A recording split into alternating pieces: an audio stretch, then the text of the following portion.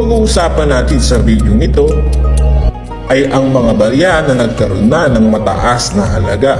At yung iba sa mga barya na ating pag-uusapan mga kabarya ay mga bago lamang at bali-balitang kukunti nga lamang ang nilabas ng BSP sa mga baryang ito. Kaya naman samahan nyo ko mga kabarya at ating alamin kung ano-anong klaseng mga barya ang pwede nating ibenta sa mga kolektor. Makinig lamang po kayong mabuti mga kabarya at tapusin ang video na ito. Umpisahan natin sa pinakamababang collector's value. Unang-una sa ating listahan mga kabarya ay ang 25 centimo coin mga kabarya na na-demonetize na nga ng BSP dahil pinalitan na ito ng bago. Ang 25 centimo coin na may year 2005 ay talaga namang isa sa mga bubuo sa 25 centimo coin BSP series na itinuturing ng ating mga kabaryang kolektor na isa sa mga semi-hard to find. At alam nyo ba mga kabarya na marami pa rin nakapagtago nito sa atin. Ito po ay maaaring bilhin na sa inyo mga kabarya sa halagang 50 pesos hanggang 100 pesos ang kada piraso. Yan po ay medyo mahirap nang hanapin sa ngayon. Pero sa palagay ko mga kabarya na kung may mga naitago po kayong 25 cents na luma ay maaari pa kayong makakita ng 25 centimo coin na may year 2005. Ang sumunod sa ating listahan mga kabarya ay ang 25 centimo pa rin mga kabarya na may year 2003. Alam niyo ba mga kabarya na may dalawang uri ang 25 centimo coin year 2003?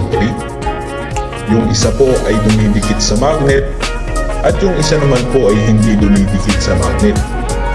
Ang hinahanap po ng ating mga coin collectors o ang binibili nilang 25 centimo coin ay yung year 2003 na dumidikit sa magnet. Yan po ay binibili nila sa halagang 50 pesos hanggang 100 pesos na rin mga kabarya ang kada piraso nito. Ang sumunod natin mga kabarya sa ating listahan ay ang pinakamahal na 25 centimo coin. At talagang usap-usapan nga ito sa mga group ng coin collectors na isa sa pinaka-rare at pinakakakaunting piraso lamang na ginawa ang BSP sa baryang ito. Ito po ay ang 25 centimo coin year 2006 na talaga namang apple of the eye at isa sa bubuo sa 25 centimo coin BSP series na binubuo o kinokolekta ng ating mga coin collectors. Yan po ay maaaring bilhin sa inyo mga kabarya sa ngayon na hindi bababa sa 1,000 pesos up to 3,000 o higit pa kapag yan po ay nasabing brilliant uncirculated o uncirculated na kondisyon. Maraming nag-react o hindi makapaniwala sa balitang ito mga kabarya at maraming hindi pa nakakaalam na itong 25 centimo coin na may year 2006 ay talaga namang binibili ng mahal ng ating mga coin collectors. At hindi alam ng iba mga kabarya na ito ay mahirap hanapin kaya mahal ang collector's value nito. Kaya i-double check mo mabuti mga kabarya at baka mamaya ay kayo ang maswerte na makakita nito. Yan po ay binibili ng ating mga coin collectors sa mataas na collector's value. Ang sumunod sa ating listahan mga kabarya ay ang 25 centimo coin pa rin mga kabarya na itinuturing na hard to find ng ating mga coin collectors sa ngayon. At bali-balitang ito nga daw ay kakaunti nga lang ang nilabas ng BSP sa baryang ito.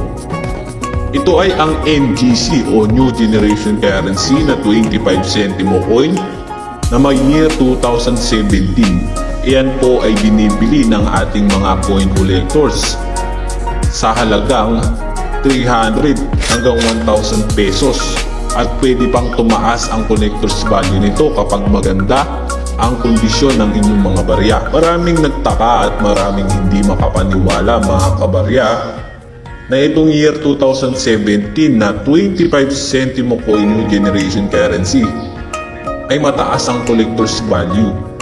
Dahil nga kakaunti lamang ito mga kabarya, ay sobrang hirap nang hanapin sa ngayon. at yung iba ay nasa kamay na ng ating mga kabaryang kolektor. Kadalasan ang makikita niyong 25 centimo coin na yung generation currency ay yung year 2018.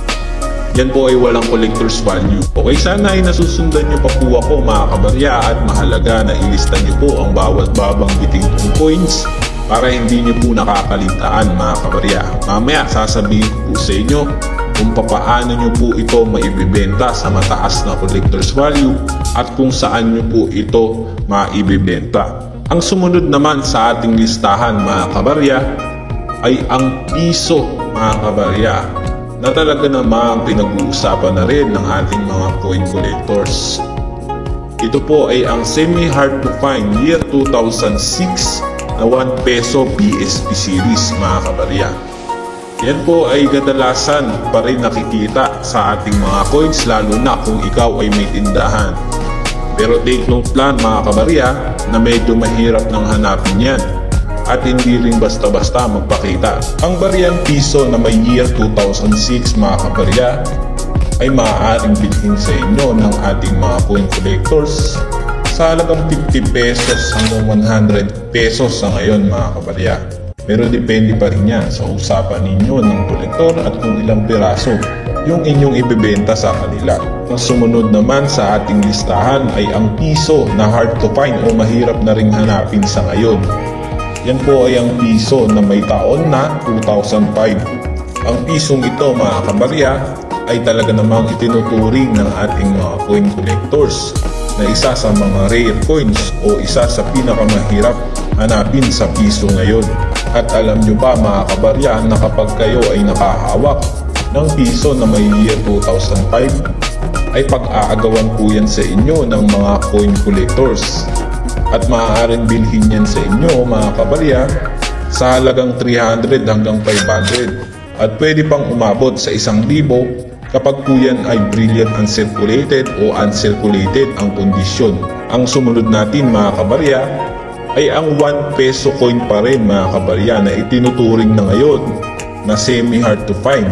At yung iba mga kabarya ay itinuturing na itong hard to find coins. Ito po ay ang 1 peso coin new generation currency na may year 2017. At maraming hindi makapaniwala na ito ay binibili na ng ating mga kolektor sa halagang 100 hanggang 200 pesos. Kapag yan po ay nasabing maganda ang kondisyon nito. Pero take note lang mga kabarya na itong new generation currency na 1 peso year 2017 ay hindi na rin basta-basta nakikita dahil nga yan ay semi-hard to find o magiging hard to find na sa kasalukuyan mga kabarya. Ang sumunod natin mga kabarya ay ang 5 peso coin na mga kabarya na may year 2000. Itong 5 peso coin mga kabarya na may year 2000 ay semi-hard to find na ito. At talagang binibili na rin ito ng ating mga kolektor sa halagang 50 hanggang 100 pesos kapag maganda ang kondisyon.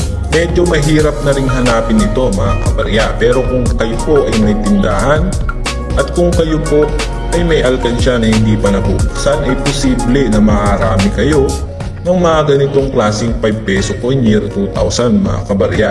At ang sumunod natin mga kabarya ay ang 5 peso coin pa rin na may year 1999 mga kabarya.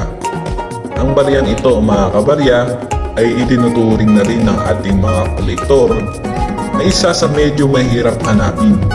5 peso coin year 1999 mga kabarya. Maaaring bilhin yan sa inyo mga kabarya sa halagang 50 pesos pa lang. Pero sa darating na panahon mga kabarya, panigurado ako ay magmamahal pa rin ang collector's value ng mga ito. Ang sumunod sa ating listahan mga kabarya ay ang hard to find na 5 peso coin at usap-usapan na ito ay itinuturing na ginto ng ating mga coin collectors dahil nga sa sobrang hirap na nitong mahanap sa ngayon. Ito po ay may year 2006 mga kabarya. Yan po ay isa sa hard to find o pinakamahirap hanapin sa 5 peso coin BSP series. At alam nyo ba mga kabarya na maaaring bilhin yan sa inyo sa ngayon nang hindi bababa sa 1,000 ang kada piraso o higit pa, at maaaring umabot yan sa halagang 2,500 kapag maganda pa ang kondisyon ng inyong year 2006 na 5 peso coin mga kabarya. At ang sumunod sa ating listahan mga kabarya ay ang 5 peso coin year 2007 at 2008. Alam nyo ba mga kabarya na ito ay apple of the eye ng ating mga coin collectors? At hindi pa malinaw sa ating mga kabaryang kolektor kung may ginawa nga bang 2007 at 2008 na 5 peso coin BSP series. Dahil nga mailap na mailap itong mahanap sa ngayon.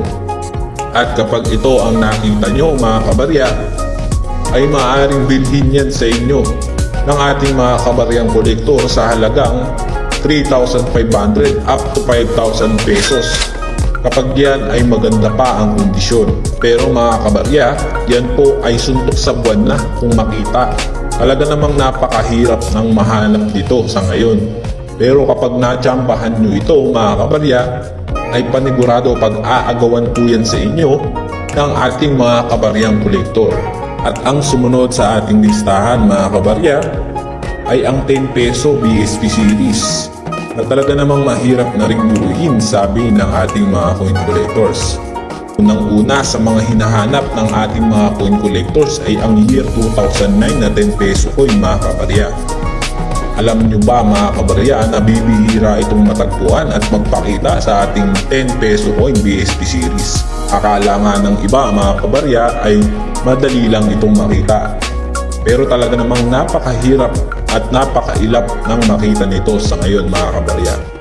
At kung sakali na makakita kayo nito, ay bibilhin yan sa inyo mga kabarya sa halagang 3,500 up to 6,500 mga kabarya. Ganyan na po kataas ang value ng baryang ito sa ngayon. At ang sumunod sa pinakamahirap hanapin sa 10 peso coin BSP series ay ang year 2007 mga kabarya. Yan po ay talaga namang isa sa hinahanap o talagang apple of the eye ng ating mga coin collectors. At willing yan bilhin sa inyo mga kabarya sa halagang 1,000 hanggang 3,500 up to 4,000 mga kabarya. Kung yan ay masasabing uncirculated pa mga kabarya. Mas bababa po ang collector's value nito di tulad nung 10 peso coin year 2009 na talaga namang napakahirap ng mahanap. At ang sumunod natin mga kabarya ay ang semi-hard to find ng 10 peso coin BSP series. Ito po ay may tatlong uri mga kabarya. At meron na rin itong collector's value sa ngayon. Ito po ay ang year 2000, year 2014 at year 2016 mga kabarya. Ang year 2014 mga kabarya ang pinakamahal sa tatlong ito. Dahil yan po ay ang pinakamahirap hanapin sa semi-hard to find kung ituring ng ating mga coin collectors. Yan po ay maaaring bilhin sa inyo sa halagang 100 pesos. At yung 2,000 at yung year 2016 na 10 peso coin ay maaaring bilhin pa lang sa inyo sa ngayon sa halagang 50 pesos ang kada piraso. Pero paalala lang mga kabarya na medyo mahirap nang hanapin yan.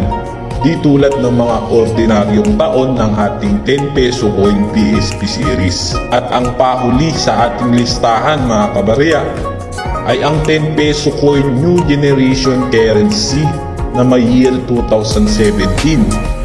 Alam niyo ba mga kabarya na yan po ay binibili na rin ng ating mga coin collectors sa halagang 100 ang kada piraso kapag maganda po ang kondisyon. Kapag hindi na po kagandahan ay 50 pesos na lang din po ang bili nila dito. So paalala lang, mahirap na rin hanapin itong 10 peso new generation currency na year 2017 mga kabarya dahil kukundi lamang ang ginawa ng BSP sa baryang ito.